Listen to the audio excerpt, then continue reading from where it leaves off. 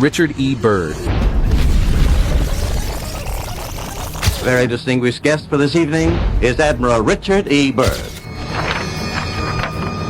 And not up around the North Pole because it's getting crowded up there now because they find out it's really usable. In New York Harbor, an escorting Armada of Honor clusters about a battered, weather-beaten bark, home from an historic exploration of the Antarctic. Man is going to go after it to try to find out what it is, to attempt to conquer it, and to learn how to live. And that's beyond the pole, on the other side of the South Pole, from Middle America. Captivated many with his bold expeditions into the icy wilderness of Antarctica. His third expedition, known as Operation High Jump, is particularly fascinating due to its blend of scientific objectives and secretive military undertakings. Decades later, the last surviving member of this mission has decided to reveal the startling truth about what they encountered. We've found enough coal within 180 miles of the South Pole in a great ridge of mountains. But why does the government discourage people from venturing to Antarctica? Let's uncover the chilling reasons behind the dangerous death trails that marked these historic expeditions. U.S. military expeditions in the frozen land of Antarctica. Admiral Richard E. Byrd was celebrated with 3 ticker tape parades in New York City between 1926 and 1930, a testament to his popularity. Beyond the fanfare, Byrd was one of the few American military officers to have a medal created with his own image on it, a mark of his exceptional status. His drive to always be first seemed to push him towards these frozen adventures. This need to lead and be first was evident when he became the youngest admiral at the age of 41, a record that highlighted his ambition. His adventures were not just about exploring. They were about conquering new challenges and setting records. From the early 20th century, Byrd organized 5 significant trips to Antarctica. He personally funded the first 2 expeditions, with additional financial support from enthusiastic backers who believed in his vision. His first expedition in 1928 utilized 2 ships and 3 airplanes, aiming to map the landscape, take photos, and collect rock samples. By maintaining regular radio contact, his team managed to carry out their tasks methodically and effectively. In 1933, during his second expedition, Byrd experienced a life-threatening incident where he nearly died from carbon monoxide poisoning due to poor ventilation in his stove while isolated at a weather station. This incident highlighted the personal risks he took in his quest for discovery. Despite the valuable scientific data these initial expeditions provided, it was Byrd's third trip that started to raise eyebrows, especially as it came at a time when the U.S. government began showing a keen interest in his activities.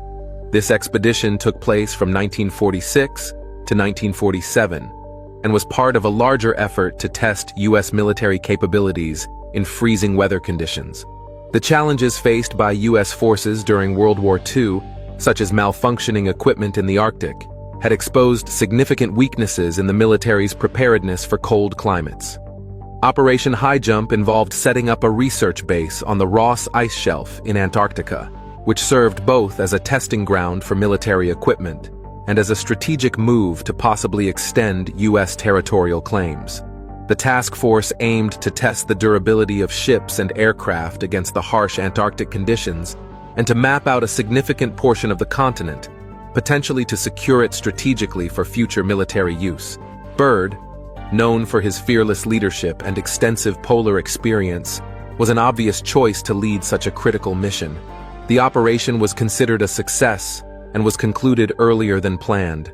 This success led to improvements in military equipment for cold weather operations, preparing U.S. forces for possible future conflicts in similar conditions. For instance, enhancements were made to B-29 bombers, enabling them to operate from colder, northern bases like Alaska, potentially in readiness for conflicts with the Soviet Union. Byrd's contributions to polar exploration and military science were substantial. However, the intertwining of his scientific pursuits with military objectives adds layers of complexity to his endeavors. These missions not only advanced knowledge of the polar regions, but also played a strategic role in military planning during a tense period of global politics. While Byrd is often remembered for his daring and scientific curiosity, His expeditions also reflect a time when exploration was deeply intertwined with national interests and military strategy. His legacy is a blend of heroic exploration and pragmatic military science, illustrating the dual nature of human ambition and the strategic use of knowledge for national advantage. As much as he was an explorer, Byrd was also a key figure in using his discoveries to bolster U.S. military and strategic interests in the polar regions.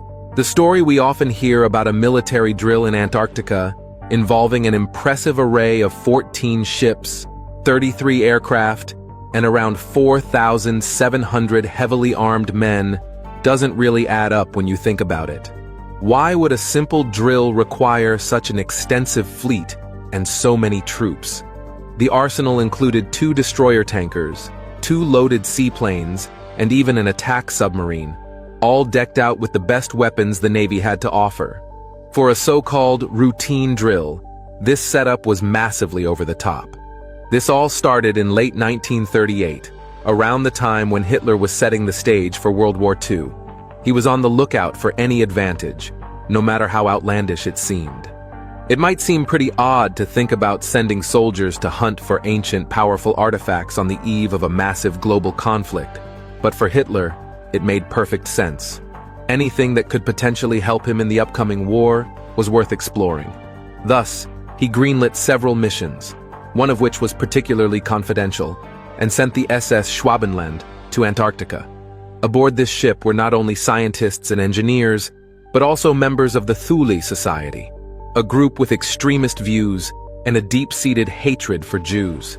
This society held the bizarre belief that a superior race of beings, which they considered to be the true Aryans, lived inside the Earth, with an entrance hidden somewhere at the South Pole.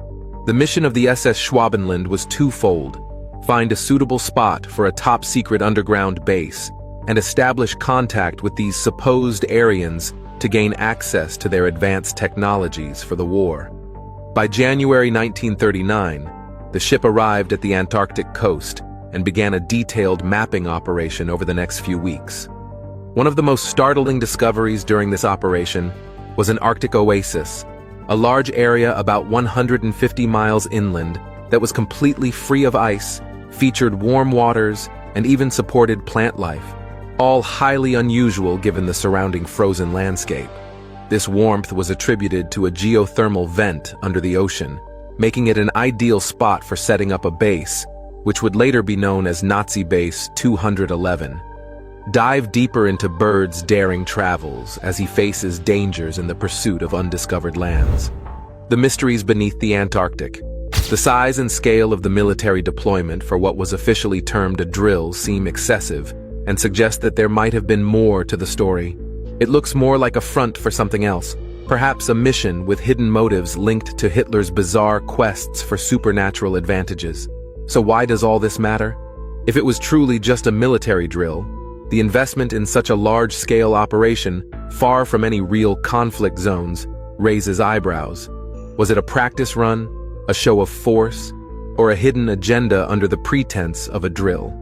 The pieces of the puzzle just don't seem to fit the simple explanation provided. The entire operation, shrouded in a veil of secrecy, aligns too conveniently with the timing of other Nazi activities, suggesting a link between this so-called drill and the regime's interest in occult and potentially world-altering discoveries. By choosing such a remote and challenging location, the mission's planners almost guaranteed that whatever was going on would stay under wraps. During the Second World War, Base 2011 grew to be as big as a small city. The American government noticed this growth and started getting uneasy about what was happening in the cold, remote parts of Antarctica. It seemed they were reminded of the old saying about keeping your friends close and your enemies closer, which likely influenced their decision to launch Operation High Jump. This operation was initially planned to last between 6 and 8 months, but was surprisingly cut short. Officially, it ended after just 40 days, due to what was described as an early winter and worsening weather. However, this explanation didn't make much sense, because it was February, the middle of summer in Antarctica, a time when the weather should have been most suitable for their tests in the cold. This sudden and unexplained wrapping up of the operation started making people wonder and speculate. Why would such a well-prepared and heavily equipped group be pulled out so quickly? What were they suddenly preparing for back home? For a long time, no one really knew the answers, and everything about the operation was shrouded in uncertainty until an intriguing piece of evidence came to light: a diary. Admiral Byrd, a key figure in the operation, was in the middle of a live radio broadcast while flying over the South Pole. This broadcast was meant to be like a real-time update, similar to how a social media influencer might share their experiences with followers. Unexpectedly, Byrd's communication was cut off, and he went silent for nearly 3 hours. This sudden silence was worrying because no one, not even the Navy, could hear from him or knew his whereabouts during that time. It wasn't until later, when Byrd's diary became public, that people got a glimpse into what happened during those lost hours. In his diary entries, Byrd described flying over a mountain range and then seeing something completely out of place: a valley with a small river or stream running through it, surrounded by greenery. This was shocking, because there shouldn't have been any green valleys there. The area should have been covered in ice and snow. He also noted forests growing on mountain slopes, another impossible sight in the icy Antarctic landscape. Byrd's navigation tools were going haywire too, with instruments spinning and the gyroscope oscillating, adding to the surreal experience. These diary entries raised a lot of eyebrows. They suggested that there was something very unusual about that part of Antarctica, something that didn't fit the normal icy and barren descriptions of the continent.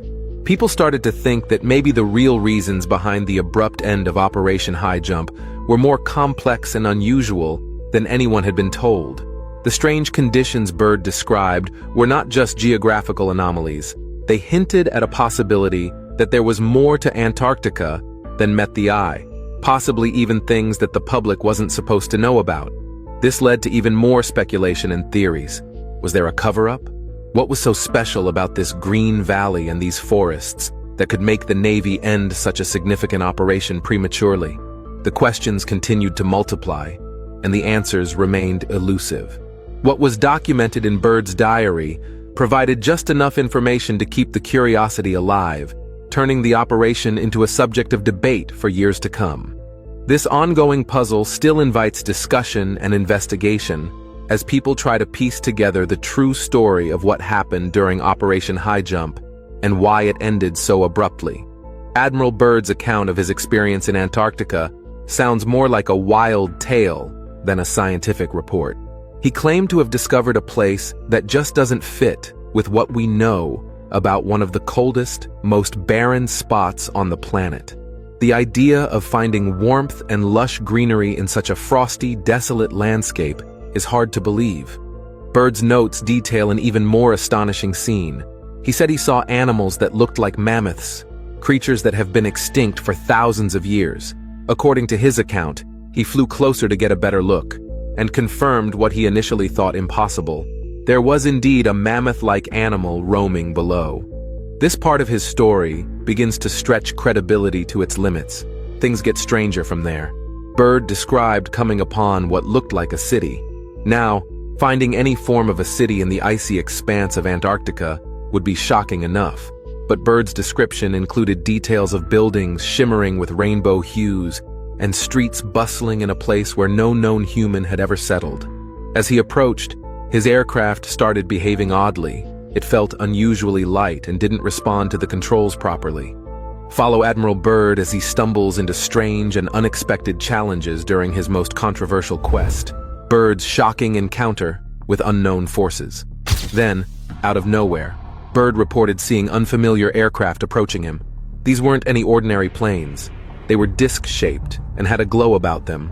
They even bore symbols that looked like swastikas, a sight that would have been deeply unsettling during the time of World War II. Despite trying to communicate via his radio, he found it non-functional until these crafts surrounded him. With his radio back to life, Byrd heard a voice with a Nordic or Germanic accent. In the middle of a global conflict, hearing such an accent and being told to trust the speaker might feel like a scene out of a spy novel. Without any power over his own plane, which seemed to be under some external control, Byrd had no option but to go along with whatever was happening. His plane landed on its own, smoothly and without guidance. Upon landing, Byrd saw people walking toward him. They were tall, had blonde hair, and didn't seem threatening. No weapons were in sight. He was then led on a platform that floated without wheels toward a city that appeared to be made of crystal, a city that glowed beautifully in ways words could hardly describe. Inside this city, he was taken to a large building to meet someone referred to only as the Master. This person, an older man with a gentle demeanor, welcomed Byrd warmly. He mentioned that Byrd was allowed into this inner world because of his good character and reputation back on the surface of the earth. He was in a place called the Domain of the Irani, supposedly a hidden world beneath the earth's surface. Byrd was totally stunned. If there's any truth to what the Master had said, it would completely turn our understanding of the universe and Earth on its head. This is because the idea that was thrown at him sounds pretty wild. It's called the hollow Earth theory. Imagine if the Earth wasn't a solid ball of rock, but rather had giant, empty spaces inside. Some folks really believe that these spaces exist, and that you can actually get to them through big openings at the North and South poles. This idea isn't new. Back in the 1690s, a smart guy named Edmund Halley, who was an English astronomer, told a big group of scientists in London that he thought Earth was made up of several layers, kind of like an onion. He believed that these layers could spin around and that there might be space between them where creatures could live. Fast forward to the 1810s, and another man, an American named John Cleves Sims, built on Halley's thoughts. He said that there were actual holes at the poles that led to these inner spaces. Over the years, this theory has attracted a colorful mix of beliefs. Some people say that this inner part of the Earth is home to all sorts of beings, aliens, ancient Vikings, and even Nazis trying to hide after losing a big war. There's also a tale that ties back to the Bible, suggesting that Adam and Eve were kicked out from this inner Earth to live on the surface, while lost tribes moved from the surface to the inside. These stories suggest that powerful groups, like governments, have worked hard to keep these ideas from becoming public. They say this information has been dismissed and hidden away, making people think it's just make-believe. But if Byrd really found out something that supports this theory, it might mean that what we've been taught about the world could be a big lie. Now, the reason the Master reached out to Byrd wasn't just a random chat. He recognized Byrd as someone important, whose words would be taken seriously by people living on the outside. The Master's message was urgent and tied to a recent, scary event, the dropping of atomic bombs on Hiroshima and Nagasaki. This event had shocked those living inside the Earth, prompting them to send out their own advanced aircraft to see what was happening. This part of Byrd's story lines up with multiple sightings of UFOs around that time, especially near places where nuclear power was used. Strangely enough, these UFO sightings often matched up with times when these nuclear sites had problems or were strangely messed up. Adding to the intrigue, people have reported seeing strange things and experiencing weird events around nuclear plants that might suggest some kind of tampering or surveillance from unknown forces. This ties back to some famous stories, like the one about the Solway Firth spaceman, a strange figure seen in a photo that couldn't be explained. All these elements create a web of tales that challenge our usual understanding of the world. What Byrd stumbled upon, according to his conversation with the Master, might just be the key to uncovering a hidden layer of reality. This idea suggests there's much more beneath the surface, both literally and metaphorically. If Byrd's revelations hold up, they not only challenge the scientific consensus, but also hint at ongoing efforts to control or steer public perception. It brings up big questions about what else might be out there, hidden away by those in power, and why such lengths are taken to maintain a certain narrative in the public eye. Discover whether Byrd's trip was just about exploration, or if it was hiding bigger plans, the unsung heroes stopping World War. It's quite surprising to think about it, but isn't it strange that the world hasn't seen a World War III yet? Considering how much people tend to fight and argue, it's almost odd that we've managed to avoid another global conflict. There might be unseen forces at play here, according to some wild theories, which suggest we have these strange protectors to thank for keeping us away from self-destruction. These supposed guardians are always stepping in, because as it turns out, Humans have a knack for dabbling with dangerous forces they barely understand. The story goes that these invisible helpers have tried to warn the big leaders of the world, who, in a typical fashion, pay no heed. According to this narrative, humanity is teetering on the edge, with some power-hungry leaders preferring to risk everything rather than lose their authority. The grim prediction from these unseen forces paints a future where the world might slip into a new kind of dark age, a period of gloom and downfall. However, there's a glimmer of hope in their message. They believe that not everyone will be lost, and from the ruins, a new society will eventually rise, one that might remember and seek out the wonders of the past. These treasures, they say, are kept safe until they can be used once again to rebuild and restore human culture and science. The idea is that perhaps, after such catastrophic events, the survivors might finally understand the uselessness of wars and conflicts. After receiving this heavy message, Byrd, the messenger, was quickly sent on his way back to his aircraft. His exit from the so-called Crystal City was marked by a brief and cryptic farewell over the radio. Suddenly, everything was back to normal for him. His plane's controls were his to command again. Upon leaving, Byrd was hit with a rush of confusion. Once his radio started working again, he could finally reconnect with the Navy. It was March 11th, 1947, and his exploration had unexpectedly been cut short. Upon his return, Byrd faced a serious debriefing at the Pentagon, where he shared all the details of his experiences and the foreboding message he had been given. However, this wasn't just a quick update. It turned into a prolonged interrogation that lasted over 6 hours. Security officials and medical personnel intensely questioned him, examining every detail of his account. After this exhaustive debriefing, Byrd was placed under strict orders to remain silent about everything he witnessed and heard. The reminder was firm. He was a military man, bound to obey commands. The success of their strategy relied heavily on Admiral Byrd keeping quiet after returning from Operation High Jump. Byrd was typically very careful about what he said publicly, and he gave very few interviews. However, he seemed to enjoy a small private victory when his diary was published after his death, revealing his thoughts that he had kept to himself while alive. When Byrd came back from the cold reaches of Antarctica and stopped in Chile, he spoke to a local journalist. In this rare chat, he dropped hints about a powerful adversary capable of swift travel between the poles, which puzzled and intrigued those who heard it. His words hung in the air, gaining more importance when his diary came out. The diary made people think he might have run into an advanced group at the South Pole. The situation became more complicated with the death of James Forrestal, the Secretary of Defense at the time. His death was officially recorded as a suicide.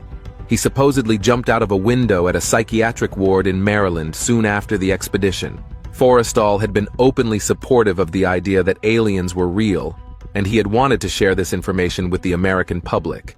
However, his beliefs led to him being labeled as unstable, and he was put in a mental hospital.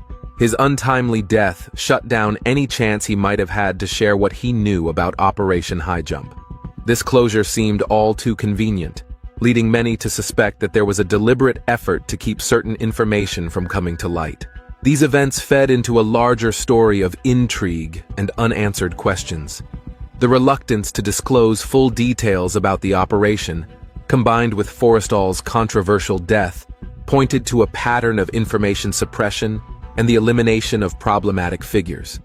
Skeptics couldn't help but see a deliberate silencing of individuals who dared to reveal too much. The absence of clear explanations and the dismissal of alternative narratives only fueled more speculation. People began to piece together their own versions of the truth, pondering the potential implications of Byrd's encounters and Forrestal's adamant belief in extraterrestrial life. As the public delved deeper, they re-examined Byrd's sparingly given statements and Forrestal's advocacy for alien existence, drawing connections between their experiences and their fates. The strange foe Byrd referred to, capable of extraordinary feats of speed, became a central figure in the lore surrounding the operation. Enthusiasts and conspiracy theorists alike debated the nature of this adversary, with some suggesting that Byrd had stumbled upon not just new territories, but possibly otherworldly beings. The combination of official silence, cryptic statements, and sudden deaths left many convinced that the true scale and impact of Operation High Jump were far greater than what was officially acknowledged. Let's unravel the hidden truths beneath the ice in the next chapter of Byrd's legendary quests. The strangest myths of Antarctica. Critics often make good points about how easily some people come up with elaborate stories that aren't true. A lot of us tend to be skeptical when hearing such tales. For instance, there were stories about equipment breaking down in cold places, and some immediately said it must be aliens causing the trouble. However, it later turned out that the severe cold was to blame for these malfunctions. This issue with the equipment is actually what led to the start of Operation High Jump. Also, when Admiral Byrd mentioned threats coming from pole to pole during an interview, many thought he was hinting at alien attacks, but in reality, he was likely talking about the possibility of German forces moving from the South Pole to the North Pole, not extraterrestrial beings. Journalists, driven by the need to attract readers and sell newspapers, often spice up rather mundane stories. A perfect example of this is the supposed confidential diary of Admiral Byrd, which many believed contained groundbreaking revelations. As it turns out, this diary never even existed. Yes, the entire diary story was made up. This isn't the first time something about Byrd was fabricated. For years it was believed that Byrd was the first man to reach the North Pole, a claim that stood unchallenged during his lifetime and for years after his death. Eventually, some curious skeptics looked into this claim and found it wasn't true. Unraveling the truth about Byrd not being the first to the North Pole opened up a lot of questions about what else might have been exaggerated or misrepresented in the tales of polar exploration. This revelation has made people even more cautious and questioning of what they are told about such expeditions. Furthermore, the fact that Byrd's diary, which could have clarified many things, turned out to be a myth only adds to the skepticism about any dramatic stories surrounding his adventures. What's equally curious is how countries around the world, which are often at odds with each other over minor issues, seem to come together in agreement when it comes to Antarctica. This is seen in the Antarctica Treaty, established in the 1960s, which sets rules for how the continent should be managed. This treaty is interesting because it shows a rare moment of agreement and cooperation among countries that usually don't get along. The treaty says that Antarctica should be used for peaceful purposes and scientific research only, and it strictly controls who can visit the continent. Generally, you can't go there unless you're a scientist or have a special permit. The restrictions on who can visit Antarctica make a lot of people wonder what's so special about this place that it needs such tight control. While it's known as a land of ice and penguins, the level of international agreement and the closed nature of access suggest there might be more going on there than just scientific research. These rules have led to a lot of speculation. Some think it's about protecting the environment or scientific interests, while others suspect there might be more strategic or valuable reasons behind the stringent control. Interestingly, only a few companies offer expensive trips to Antarctica, and these companies likely have connections to intelligence agencies. This makes one wonder if the experiences they offer are somewhat filtered or toned down. The Antarctica Treaty, which is touted for protecting the continent's resources and environment, also effectively keeps the average person from setting foot there. This restrictive access is quite unusual, especially when considering that anywhere else on the globe is far more accessible. Additionally, there have been numerous sightings of unidentified flying objects popping up from the ocean around Antarctica. These sightings add an element of curiosity to a place that is already shrouded in tight control and limited information. Questions arise even more when discussing Admiral Byrd's supposedly fictional diary. Among the tales, one particular detail stands out. Byrd was reportedly missing for 3 hours during one of his flights. This gap, where no one could contact him, and the fact that he managed to fly for such a long duration without refueling, makes people scratch their heads. What was happening during those hours? Why was there no contact? These are questions that linger without clear answers. The plot thickens with the unsettling deaths linked to Byrd. The Secretary of Defense at the time, known for his outspoken views, died under circumstances that many find hard to explain as just a simple death. This incident alone might raise a few suspicions. But then there's the tragic end of Byrd's son. He was found in a rundown warehouse in Baltimore just days before the diary, which many believe to be fake, was supposed to come out. The official cause of his death was stated as malnutrition and dehydration. How could the son of a prominent family from Massachusetts die from such causes? This seems out of place and raises more doubts about the whole situation. If these events are all just coincidences, they certainly line up in a very unusual way. The pieces of the story, when looked at together, suggest there might be something more going on than the public is led to believe. From restricted access to the continent, strange flying objects, and strange deaths, each element seems to hint at hidden layers and possibly undisclosed motives. These odd details and unanswered questions about what truly happens in Antarctica and in the events connected to Byrd only fuel more curiosity.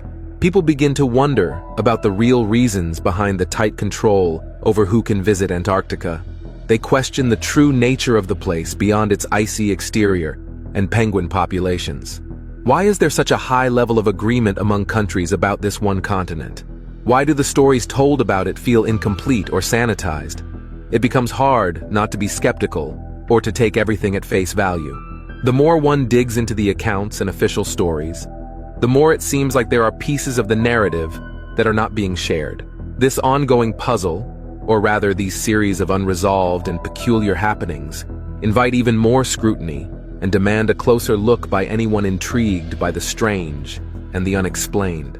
Could Admiral Byrd's Operation High Jump have been more than just a test of military might, perhaps a cover for securing unknown resources or lands?